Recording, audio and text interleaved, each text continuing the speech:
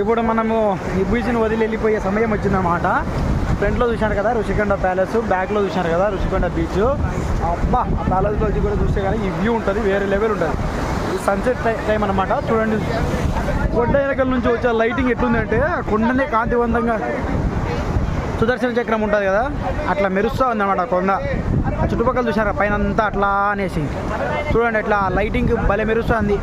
మామూలుగా ఉండదు మొత్తం అంతా. చూడండి బీచ్లో అయితే ఫుల్ ఎంజాయ్ మూడ్లో ఉన్నారు మొత్తం అందరూ. అయ్యో పాపం కింద పడిపోయినాడు బ్రదర్ అయితే. లే బ్రో అయ్యో పాపం దెబ్బలు తగిలినట్టున్నాయి.